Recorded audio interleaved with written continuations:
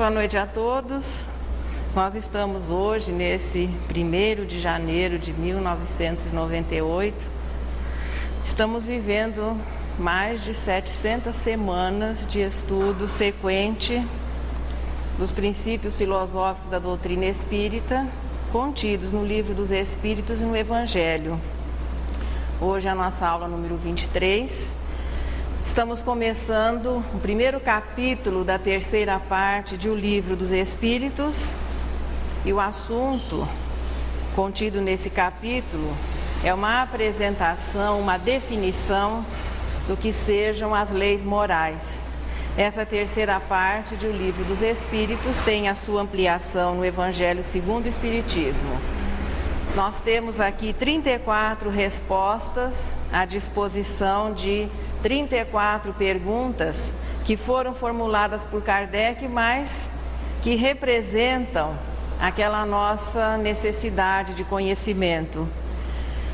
Aqui, o conteúdo do capítulo é como conhecer e como reconhecer a existência das leis morais, a sua origem, as características que nos permitem reconhecê-las, algumas considerações sobre o bem e o mal, e depois a divisão que vai ser oferecida em 10 partes, seguindo aquela divisão sugerida por Moisés no Decálogo. E aqui nós vamos tendo assim o conteúdo filosófico, mas do aspecto religioso da doutrina espírita. O que é uma lei todo mundo sabe. É uma norma, uma diretriz que é estabelecida no seio de uma comunidade, de um grupo. Então nós temos as leis oficiais e existem, por exemplo, as leis domésticas que garantem assim uma relativa harmonia no convívio dentro do lar. As leis, portanto, elas são elaboradas pelos próprios participantes ou são outorgadas por alguém que esteja no momento numa situação de superioridade. Na democracia é o regime em que as pessoas elaboram as suas leis através dos seus representantes e nós podemos, a partir daí, estabelecer as regras e a isso se dá o nome de Constituição. Também a lei pode ser outorgada, imperadores e até ditadores podem outorgar leis que permitam uma convivência melhor entre o povo. Carlos Magno, portanto, outorgou à sua época uma carta constituinte e a partir daí as normas daquele povo puderam ser definidas e estabelecidas através dessa carta de constituição que foi outorgada pelo rei. Um dos códigos mais antigos de que se tem notícia, pelo menos aquele que conseguiu chegar até aqui os nossos dias, foi o Código de Hammurabi na Babilônia, que através dos seus 2.500 ou 3.000 artigos definia os direitos e os deveres dos cidadãos, sendo assim, e foi considerado um código muito austero, muito rígido, mas que no momento, com certeza, permitia o estabelecimento de uma convivência melhor entre as pessoas. O fato de as pessoas se agruparem, por que é que as leis se tornaram necessárias? Enquanto alguém vivesse solitário em meio à floresta, a lei, a situação da existência de regras ou de leis, possivelmente não se fazia sentir essa necessidade. Mas a partir do momento que a convivência começou a ser estabelecida pelo agrupamento das pessoas, foi importante que se definissem as regras.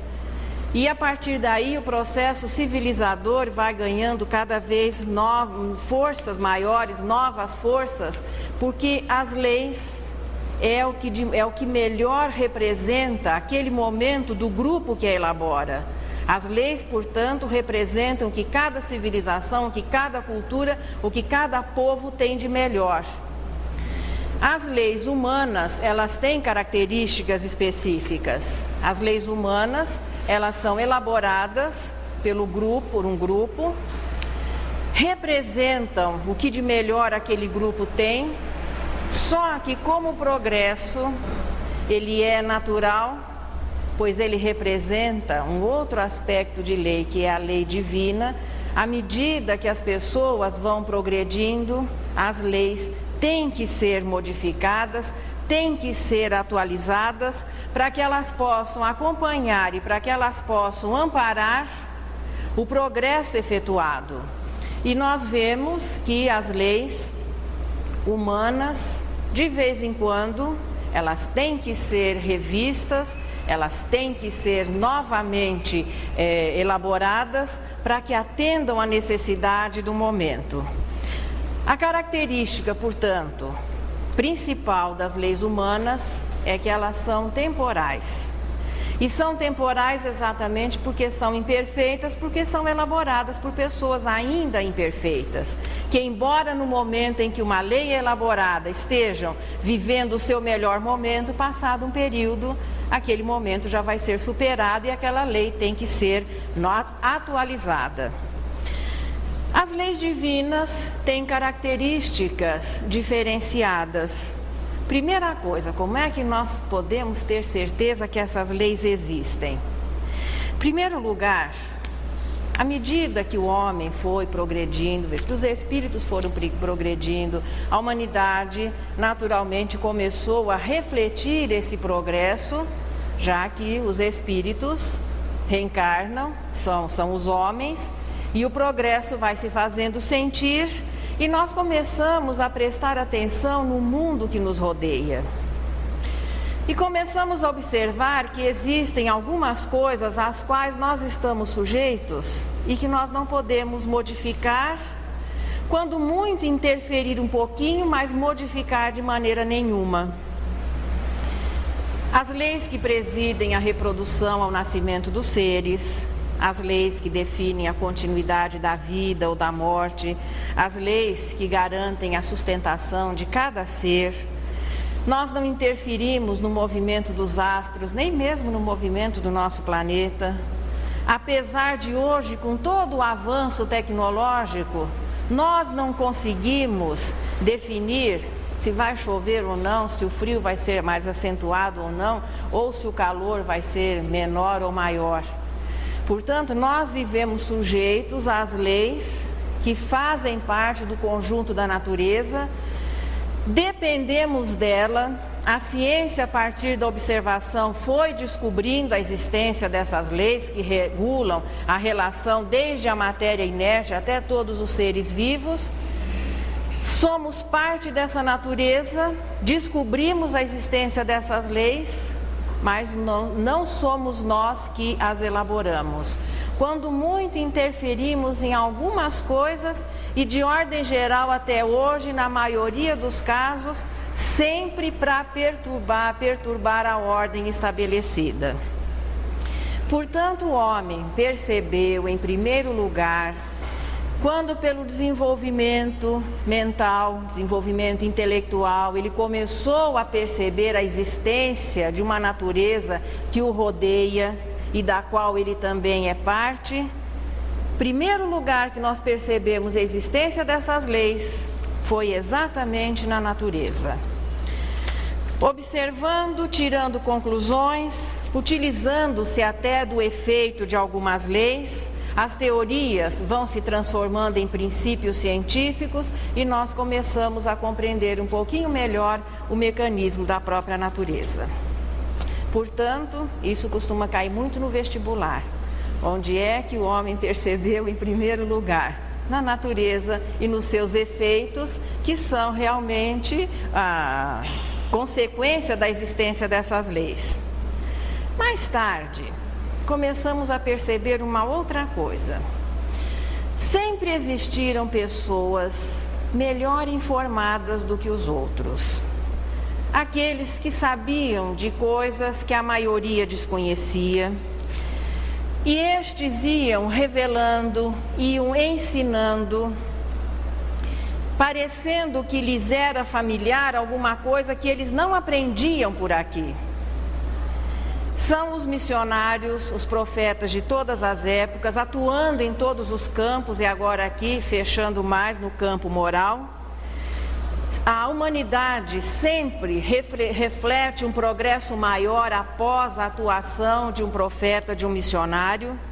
Estão sempre muito adiantados à sua época, são reconhecidos como pessoas boas, virtuosas, não são reconhecidos apenas pelas suas palavras, mas também pelos seus atos, que têm que ser condizentes com as suas palavras. Em cada época, a humanidade tem se beneficiado do trabalho dessas pessoas, e além do mais, nunca se apresentam como tal. Não chegam já com o cartãozinho assim, profeta, missionário. Muito pelo contrário, de ordem geral, eles são reconhecidos depois de muito tempo até de realizado o seu trabalho. E nesse muito tempo podemos compreender séculos. Fazendo uma avaliação, por exemplo, do trabalho de Sócrates. Hoje nós estamos começando a compreender a beleza da sua filosofia. Mas ele foi desajustado à sua época, 600 anos antes de Jesus. Portanto, o seu pensamento condizente com aquilo que a humanidade começa a viver hoje. Ainda não vivemos a fraternidade, a igualdade, a liberdade que ele procurava transmitir às pessoas da sua época, principalmente a juventude ateniense. Portanto, o seu pensamento estava, 1998 mais 600, mais de 2.000 anos adiantado à sua época. É exatamente por isso que o seu trabalho até hoje continua atualizado. Nessa linha de raciocínio, portanto, que os missionários são aqueles que vêm, auxiliam ao progresso da humanidade, atuam em todos os campos, e aqui nós estamos ficando mais no campo moral. Moisés revelando a justiça, Buda, Confúcio, Sócrates, e aqui Kardec faz uma pergunta: qual seria o modelo mais perfeito que a humanidade pôde conhecer? É a resposta mais curta do Livro dos Espíritos, é a pergunta 625. Jesus, que não só veio ensinar, revelar, mas viver o amor, para que a humanidade tivesse uma noção do que é o amor, que é a lei maior, é a única lei com a qual Deus criou, mantém, dirige o universo até hoje. Além da observação, portanto, do reconhecimento da existência das leis que regem a natureza, então nós temos ali como é que a humanidade toma conhecimento da existência das leis morais. Primeiro, pelos seus efeitos na natureza, que foram percebidos através da pesquisa, e tem sido papel da ciência a sua revelação. Segundo, a revelação profética no campo moral. Missionários, profetas em todas as épocas têm tido o encargo de instruir, de colocar-se também como modelo para que a instrução moral possa ser veiculada à humanidade. Então nós temos as leis se apresentam na natureza, tem sido revelada em todas as épocas pelos profetas, e aqui os espíritos fazem uma ressalva. Dessa sequência de revelações de ordem moral, os expoentes, nós poderíamos colocar, portanto, a revelação da justiça, que é o decálogo, a revelação do amor, que é o cristianismo, e depois, nessa sequência, vem a revelação espírita, onde tudo fica mais claro, mais cristalino, não foi utilizada a linguagem simbólica. A revelação espírita, portanto, veio de uma maneira muito didática, muito simples.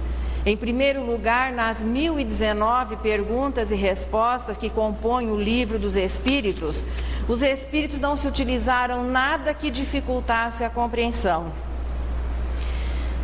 Deus tem sido um assunto muito discutido, muito procurado, muito estudado, e até essa primeira pergunta, que faz a abertura do Livro dos Espíritos, não existiu uma definição mais clara e mais objetiva do que aquilo que nós vamos encontrar é a primeira perguntinha que abre o Livro dos Espíritos, que é Deus.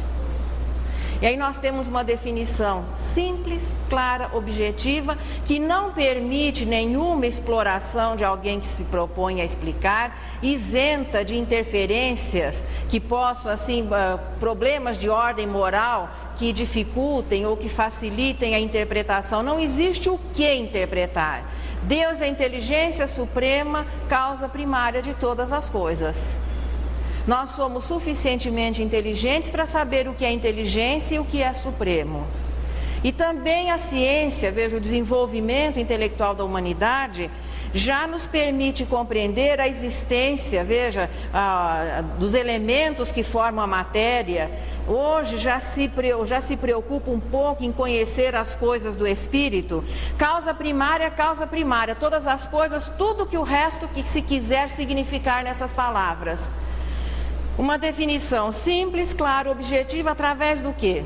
No aspecto revelativo. Os espíritos se utilizando da mediunidade, já que uma das características, veja, do profeta é também a mediunidade, através de médiuns, fazendo o fechamento até agora dessa sequência revelativa que nos traz informações do quê? De ordem moral. A maneira mais fácil, mais simples, mais objetiva de o homem tornar-se melhor. Portanto, como é que a humanidade conseguiu ter conhecimento da existência dessas leis? Das leis divinas, das leis naturais. Observando a natureza, que foi uma consequência natural do progresso intelectual. Através do trabalho de instrução dos profetas e missionários de todas as épocas e através do quê? Nessa situação de revelação. Isso tudo levou a uma outra sequência. Kardec faz a pergunta objetiva: onde estão escritas as leis divinas? Na consciência. A consciência, veja, é alguma coisa individual. A consciência do indivíduo é o resultado de todas as suas experiências como espírito, de tudo aquilo que ele já viveu. Estão na natureza, têm sido reveladas e estão na consciência. A consciência vai se elaborando à medida que nós vamos observando o mundo à nossa volta e aqui não mais limitados a uma única reencarnação, porque a consciência não é o resultado das experiências de uma única reencarnação. À medida que nós vamos vivendo, nós vamos sendo informados, relembrados. Hoje nós estamos aqui iniciando o estudo das leis morais, que tem a sua ampliação no Evangelho, que foi um trabalho de Jesus efetuado há 2000 anos. Quantas vezes nós já nos encontramos com as lições do Novo Testamento? Quantas vezes nós ouvimos e tornamos ouvir e tornamos ler umas passagens contidas ali, o homem caído na estrada, a parábola do bom samaritano. Quantas vezes nós já fomos informados a primeira vez e relembrados nessa sequência toda? Vamos também vivendo e revivendo as experiências. É isso que faz com que interiormente cada um de nós exista e vá se desenvolvendo cada vez mais aquela intuição interior, que é o nosso registro, é o nosso código moral. É a maneira pela qual nós sentimos e nós reagimos diante dos acontecimentos da vida. A isso se dá o nome de consciência. A consciência não sofre exatamente a influência dos acontecimentos dessa última reencarnação que se esteja vivendo. A consciência é aquilo que nós somos interiormente. E é exatamente por isso que quando os interesses imediatos do presente entram em conflito com as nossas experiências do passado, o nosso conhecimento da vida do passado, o nosso conhecimento das leis morais, o conflito se estabelece. E de ordem geral, quantas vezes, até sendo ganhadores de uma situação, a consciência nos aponta como perdedores. Nós continuamos fazendo de conta que não estamos ouvindo, mas interiormente nós sabemos que não estamos agindo corretamente. A consciência é a somatória de tudo aquilo que nós já sabemos, de tudo aquilo que nós vivemos. E com relação ao presente, ela é uma voz ou é uma intuição que, se melhor seguida, nos proporcionaria momentos de maior felicidade. Portanto, as leis, agora de uma maneira muito simples, aonde nós podemos ter provas da existência dessas leis? Onde estão essas provas?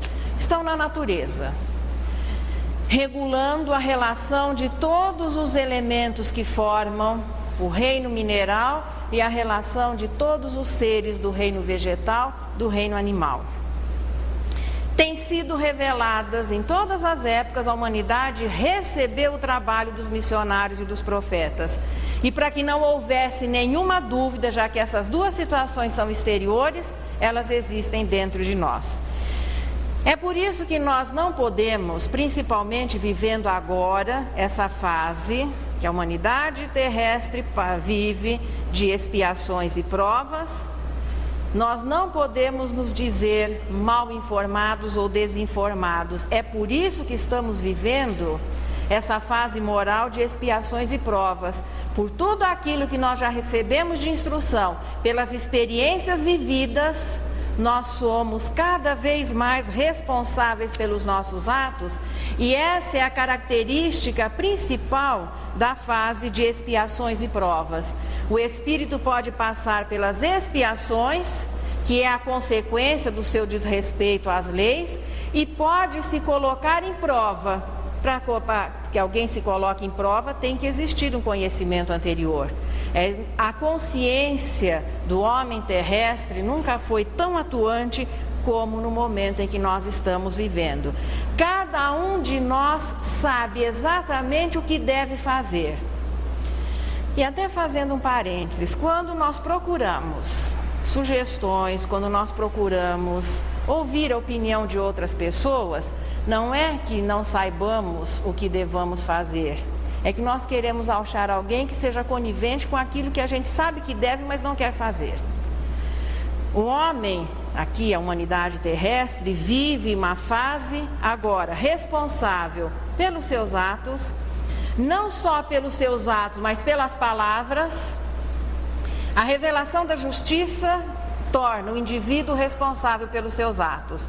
A revelação do amor, que foi o cristianismo, torna o indivíduo não só responsável pelos seus atos, até pelas suas palavras.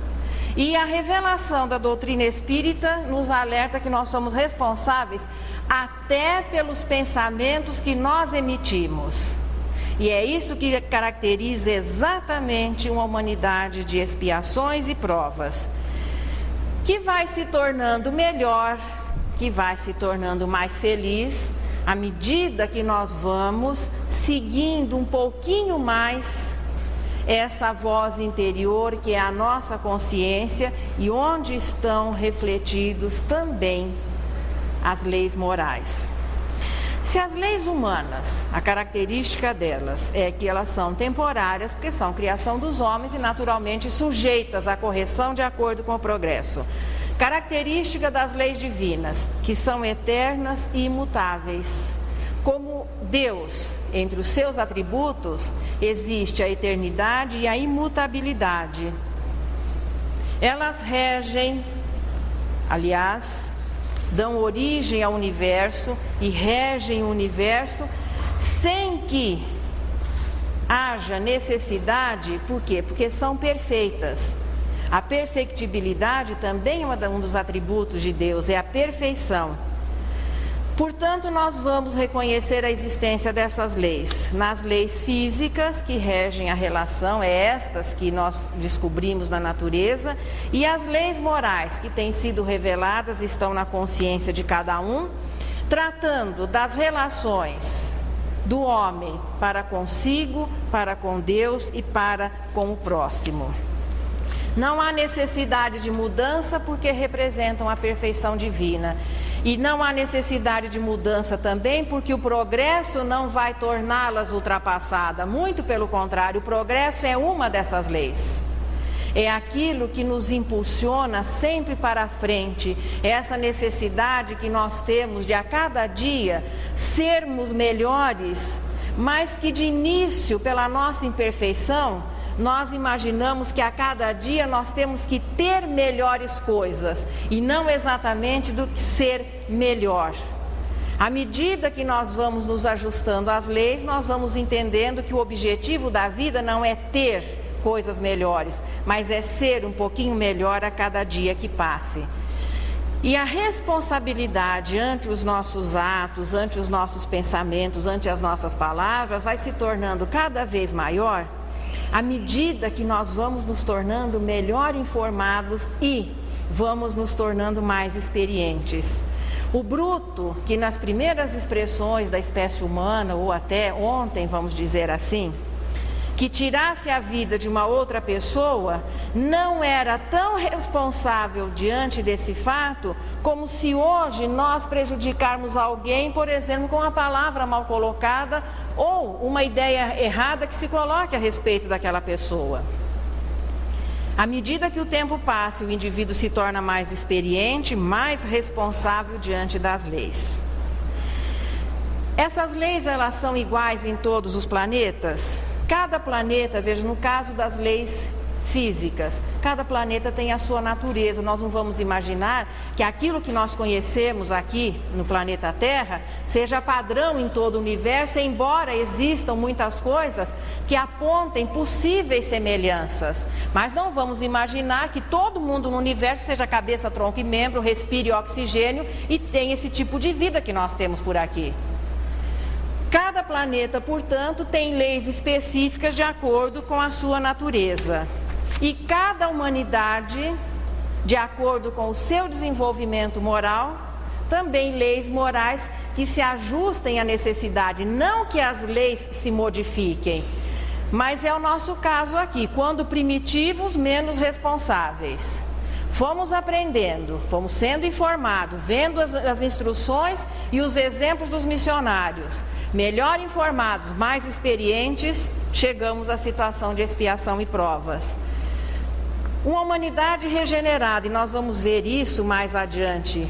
Se aqui um ato de barbárie, alguma coisa que seria assim, as leis regendo a nossa relação com as pessoas, a coisa primária é a vivência da justiça. Se nós somos responsáveis por prejudicar alguém fisicamente, no mundo de regeneração, Santo Agostinho informa lá no começo, no Evangelho, no capítulo que trata, há muitas moradas na casa do Pai.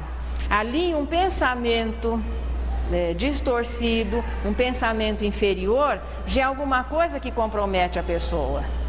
Então, à medida que vamos nos tornando melhores, a responsabilidade vai se tornando maior. Esse é o desenvolvimento moral. Quando se fala em moral, muitas vezes se tem a impressão de que moral, ela é com a palavra confundida com costume.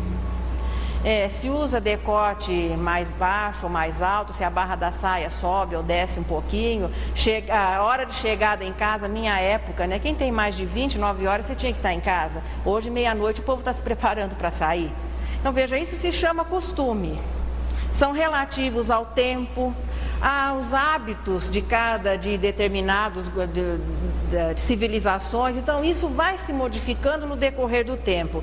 Isso não é moral. Moral é alguma coisa que não se modifica no decorrer do tempo. Moral é exatamente a diferenciação entre o bem e o mal. Moral, portanto, é viver-se as leis divinas e estas não se modificam. E a única lei que o espírito tem que aprender, assimilar e viver, também não são tantas assim, né? Tudo é muito simples, tudo que é relativo a Deus é muito simples.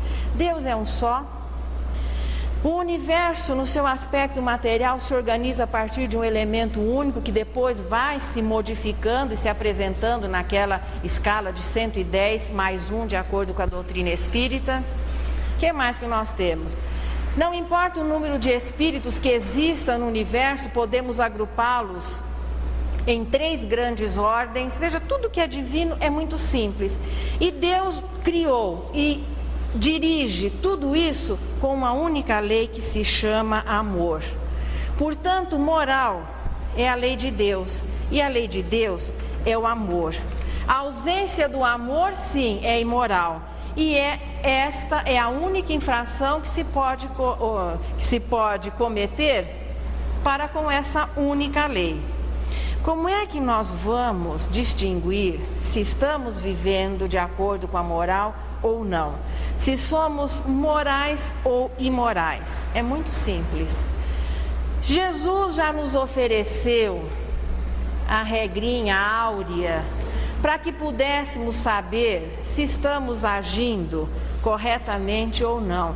Além da nossa consciência nos apontar o caminho, Jesus deixou assim uma dica para que nós não nos atrapalhássemos. Muito simples.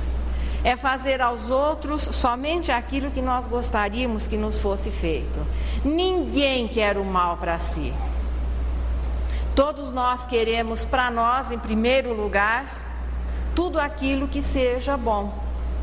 É só utilizarmos o mesmo critério e oferecermos aos outros aquilo que nós queremos de melhor para nós. O homem parece, contudo, que leva muitas encarnações para descobrir isso. Isso se chama desenvolvimento moral. Nós somos criados simples e ignorantes. O espírito, que é antes da humanização, é o princípio inteligente, que é o resultado da individualização do princípio espiritual, começa a desenvolver a sua capacidade intelectual nos reinos mais simples da natureza, vivendo tudo aquilo que o reino mineral, vegetal e animal tem a oferecer, até que ele culmina, após essa ginástica mental, passa a raciocinar. A partir daí, transforma-se no espírito e inicia o seu desenvolvimento moral. A partir desse momento, é muito importante que ele comece, por aquilo que já aprendeu e pelas experiências que vai vivendo, a discernir o que é certo, o que é errado, o que é bem e o que é mal. Portanto, os espíritos não consideram a existência do mal, porque quando esse capítulo trata aqui do bem e do mal, as pessoas muitas vezes pensam assim, no universo existem duas forças conflitantes. Deuses do passado, em algumas culturas, tiveram essa representação, os deuses do bem e os deuses do mal. Não existe força do mal no universo como oponente à força do bem. É isso que nós vamos começando a descobrir, mas o mal existe, nós convivemos com o mal. Basta abrir um noticiário, ligar o rádio ou a televisão e você vê a situação de violência, a maldade muitas vezes atuante. Só que o mal não é criação divina. O mal é o resultado do desconhecimento, da inexperiência, portanto ele só existe relativo ao espírito, não existe o mal na natureza. Todos os seres da natureza têm atos instintivos, buscando a sua preservação, buscando aquilo que é melhor para si, suprindo as suas necessidades, mas não há intenção de causar mal aos outros. Na espécie humana é que o mal começa a existir. Por quê? Porque é o momento em que nós começamos, ao invés de apenas cuidarmos dos nossos interesses, do nosso bem-estar, da nossa preservação, a entender que todos têm o mesmo direito que nós temos. E tudo que não estiver de acordo com a lei maior, que é o amor, fazer aos outros aquilo que nós queremos que nos seja feito. Se nós temos fome, o outro também. Se nós temos dor, o outro também. E a maneira de se decidir essas situações não é através da força. Isso é primitivo. É na espécie humana que o desenvolvimento moral começa a existir e a importância do discernimento entre o que é certo e entre o que é errado. O mal, portanto, é o desconhecimento das leis divinas, a nossa inexperiência em viver essas leis. E é por isso que a reencarnação é o meio de a alma atingir a perfeição. Impossível em uma única experiência a alma desenvolver o seu potencial moral. A cada reencarnação nós vamos observando, nós vamos nos instruindo, nós vamos convivendo, vamos assimilando as experiências. O mal, portanto, é ignorância, é desconhecimento do bem. Jesus foi muito claro no momento da sua despedida, praticamente uma das suas últimas frases, se não for a última, quando ele justifica o nosso ato bárbaro, primitivo, tirando-lhe a vida, ele simplesmente disse a Deus: eles não sabem o que fazem. Nos chamou de ignorantes mesmo. Não sentiu, veja, não reconheceu ali a existência do mal, mas da ignorância. À medida que a alma vai se instruindo, vai se tornando mais experiente, a sua tendência é para o bem. Não existe, portanto, o mal como força conflitante. O mal é simplesmente uma fase pela qual o espírito passa quando ignorante, quando inexperiente, não ajusta o seu pensamento, as suas palavras, o seu comportamento às leis divinas. Nessa fase de imperfeição, parece que o mal é alguma coisa que irresistivelmente nos atrai, só que não existe atração irresistível para o mal. Todos nós podemos reagir, todos nós podemos nos definir pelo bem, porque o progresso é a lei maior. A cada dia que passa, de cada existência, nós somos melhor informados, mais experientes, mais vividos, portanto, podendo administrar os acontecimentos daquele momento. À medida, portanto, que nós vamos progredindo, os nossos desrespeitos às leis se refletem nesse processo de lei de causa e efeito. Então, não conseguimos ajustar o nosso comportamento, o nosso pensamento, os nossos atos às leis e somos passíveis, não exatamente de um processo de punição, mas a reação natural. Dando um exemplo bem simples, o corpo de cada ser, pela sua constituição, ele já tem definido o que é que se deve beber, o que é que se deve comer, a maneira como nós vamos tratá-lo. Se nós não respeitamos a natureza do nosso corpo, ele reage agredido. Hoje deve ter muita gente que depois da passagem do primeiro de ano está o quê? De ressaca. O que é a ressaca? É, claro, a resposta do organismo agredido com uma série de inconveniências. É uma punição de uma certa maneira, sim, mas não é uma punição pessoal de Deus. Você exagerou na comida ou na bebida, vai ter uma ressaca. As leis já se fazem parte da natureza do nosso corpo. Ele tem limite em quantidade e qualidade. Saiu fora daquela linha, você vai ter problemas. Saiu fora do seu comportamento moral, saiu fora, no caso, principalmente agora nessa fase que nós vivemos, já de provas e expiações, nós temos condições de discernir, de escolher exatamente o que é moral, o que não é, e assumir a nossa escolha. As revelações, portanto, nessa linha de sequência, elas vêm instruir a humanidade, veja, fazendo parte de um processo para que a alma vá desenvolvendo o seu potencial. A primeira revelação, que é a revelação da justiça, mudando totalmente o conceito de justiça, veja, as leis humanas ainda não acompanham, não conseguiram ajustar-se à revelação oficial da justiça, que é os 10 mandamentos. Porque a partir dos 10 mandamentos, não é o direito pessoal que é considerado, é você reconhecer o direito do próximo. As leis humanas ainda são ajustadas para fazer valer o seu direito. Acredito que ninguém tenha procurado a justiça humana, ou se existiu alguém, mas deve ser bem raro. Olha, eu vim aqui procurar a justiça porque eu lesei determinada pessoa e quero resolver esse problema. A maioria, quando procura a justiça, porque está se sentindo, claro, tolhida no seu direito, alguém o está prejudicando. Já a revelação da justiça de há 1.300 anos antes de Jesus é o reconhecimento do direito do próximo. Portanto, nessa primeira fase, é solicitado ao homem que deixe de fazer o mal. Não matar, não roubar, não cometer adultério, não levantar falso testemunho, procurar o início do respeito à família. Então, são sugestões que estabeleciam que uma convivência menos primitiva. Era importante, portanto, que o homem deixasse de fazer o mal. Mais tarde, Jesus viria ressaltar a importância do pensamento. Fica claro isso nos textos do cristianismo. Não só deixar de fazer o mal, como o esforço de fazer o bem, e começar a ficar claro na prece. Se você for orar e ainda estiver pensando mal de um inimigo, volta, dá um jeitinho, acerta o seu problema com o inimigo, para de pensar o mal para que você possa orar. Veja, já fazendo o lançamento da ideia da importância de um pensamento harmonioso. Mais tarde, viria a doutrina espírita estabelecendo a caridade como uma norma de comportamento. Deixar de fazer o mal não é suficiente em termos de avaliação.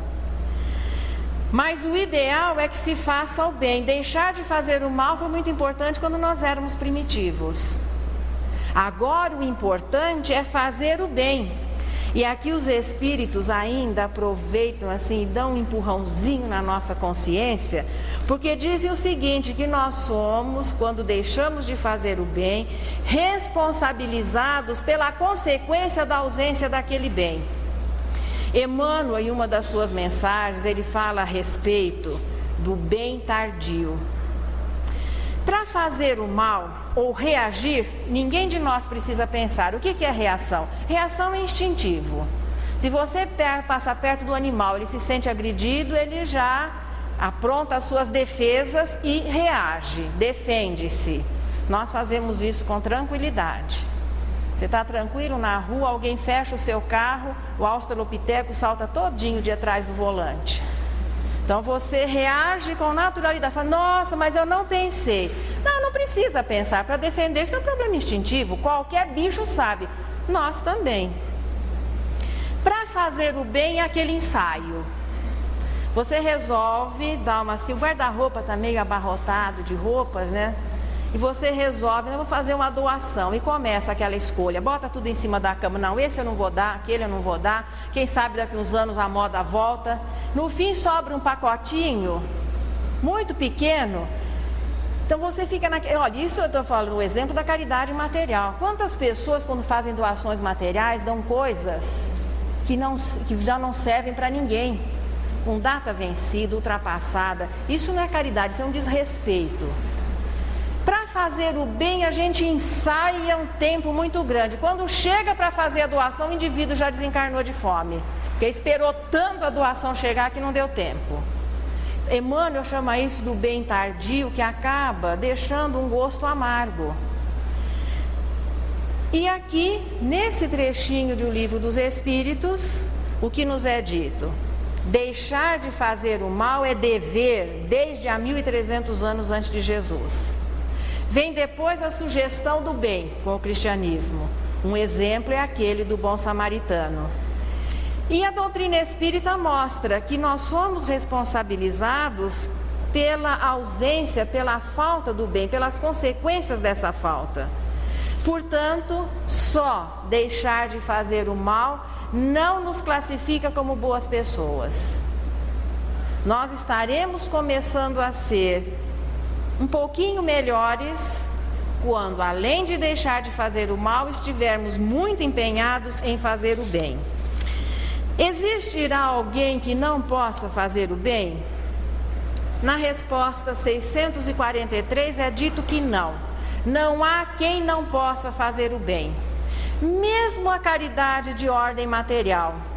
Aquela passagem célebre de Jesus, quando ele estava no templo, e aquela senhora viúva, pobre, chega e coloca 2 moedinhas, e ele diz que aquela oferta daquela senhora era tão importante quanto das pessoas que, dispondo de recursos, faziam grandes doações. Então não existe quem não possa materialmente fazer o bem, não existe quem não possa espiritualmente fazer o bem. Por isso todos nós temos a oportunidade de vivermos o bem. É só querer, o texto aqui do capítulo é muito claro.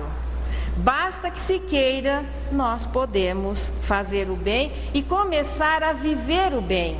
Porque é isso que identifica a mudança do indivíduo de primitivo para ser regenerado, e que vai vivendo essa fase de transição nas duras penas da expiação e provas.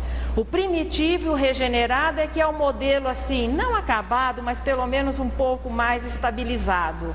A fase que nós estamos vivendo é uma fase de transição, de responsabilidade ante os atos, sofrendo a consequência das expiações, e de se colocar em prova, que é uma avaliação do aprendizado.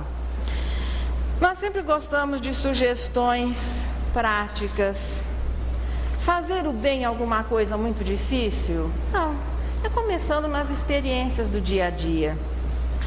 Uma vez um amigo me disse o seguinte, que fazer o bem é procurar ser útil na medida de que nos seja possível, em todas as vezes que nós sentimos que podemos fazer algo por alguém.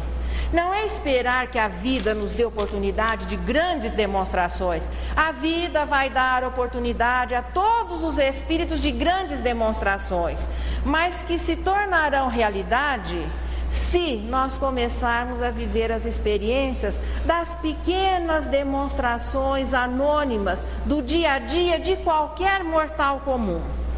É para isso que servem as reencarnações. Nós vamos vivendo, aprendendo. Quantas vezes nós teremos oportunidade de repetir o aprendizado? Deus, que é a inteligência suprema, não exige que seus filhos aprendam tudo de uma única vez. Quantas vezes nós podemos reencarnar para renovar o nosso aprendizado e as nossas experiências? Tantas quantas se fizerem necessárias. Até quando? Até quando os nossos pensamentos, as nossas atitudes, as nossas palavras, nós começamos pela atitude, pela palavra, pelo pensamento. Quando nós nos ajustarmos inteiramente a essa lei que se chama amor, é quando estivermos em harmonia, e isso de uma maneira natural. Quem é bom não se torna mal, porque não existe. Eu uso sempre o exemplo da paciência, né? Todo mundo já conhece. Nós perdemos a paciência porque nós não somos pacientes. O dia que a paciência for uma conquista, nós não vamos perder mais. Sob circunstância nenhuma, ninguém vai fazer alguém que é paciente, em quem a paciência já se fixou como uma virtude, que ele perca a paciência. Portanto, nós vamos reencarnar tantas vezes quantas se fizerem necessárias, até que os nossos pensamentos, atitudes e palavras não estejam em desacordo. Aí volta aquela avaliação interior com a nossa consciência. É por isso que as leis morais foram colocadas exteriormente. Em primeiro lugar, na natureza, a ciência nos permitiu esse conhecimento. Depois começamos a ser informados pelo trabalho direto dos missionários e dos profetas. Interiormente, as leis vão se estruturando dentro de nós. E chega um momento, e isso caracteriza a pureza de espírito, quando naturalmente estaremos vivendo as leis morais e respeitando as leis naturais do lugar onde estivermos vivendo. É a partir daí que particularmente eu acredito que nós estaremos aí sim em condições de receber aquele presente que Jesus nos deixou. Acredito que cada um de nós busque a paz, porque a tranquilidade de consciência se chama paz. Aquele sentimento decorrente da tranquilidade de consciência chama-se paz, que é alguma coisa que nós temos buscado muito. Todo mundo busca estar em paz. Muitas vezes confundimos paz com ociosidade. Hoje, dia de ano, depois de toda a festa, eu dormi a tarde inteira e estou em paz. Isso não é paz. Paz é tranquilidade de consciência. E foi isso que Jesus nos ofereceu quando, saudando os seus discípulos, lhes disse: a minha paz eu vos deixo, a minha paz eu vos dou. Quando nós estivermos vivendo a plenitude da pureza de espírito, vivendo as leis divinas naturalmente, nós vamos entender o que seja isso. Por enquanto nós temos alguns momentos de paz relativa quando conseguimos estar de acordo com a nossa consciência. Chegará o dia que nós vamos compreender a importância dessa oferta que Jesus nos fez. Enquanto isso não chega, nós vamos usando um pouquinho a paz que Ele nos emprestou. Mas que isso não signifique acomodação. Que possamos realmente, como espíritos que nós já somos, agora vivendo a fase de expiação e provas, naquele esforço do dia a dia, procurando viver o bem em todas as oportunidades, para que possamos viver momentos de consciência tranquila, momentos de paz. É isso que um dia nós vamos, no fechamento dessa sequência, viver, aí sim, numa situação de estabilidade. Nós trouxemos Maria Dolores naquela poesia Agradeço, Senhor. Sempre tem alguém que pede, parece que o pessoal acha que é predileta. Também ela nos ensina a agradecer o não, o que não é muito comum. Então, para começar o ano novo, agradeço, Senhor. Agradeço, Senhor, quando me dizes não. As súplicas indébitas que faço através da oração. Muitas daquelas dádivas que peço, estima, concessão, posse, prazer, em meu caso talvez fossem espinhos na senda que me deste a percorrer. De outras vezes imploro-te favores, entre lamentação, choro, barulho, mero capricho, simples algazarra que me escapam do orgulho. Existem privilégios que desejo, reclamando-te o sim, que se me florescessem na existência, seriam desvantagens contra mim. Em muitas circunstâncias, rogo afeto, sem achar companhia em qualquer parte, quando me dás a solidão por guia, que me inspire a buscar-te. Ensina-me que estou no lugar certo, que a ninguém me ligaste de improviso e que desfruto agora o melhor tempo de melhorar-me em tudo o que preciso. Não me escutes as exigências loucas, faze-me perceber que alcançarei além do necessário se cumprir o meu dever. Agradeço, meu Deus, quando me dizes não com o teu amor, e sempre que te rogue o que não deva, não me atendas, Senhor.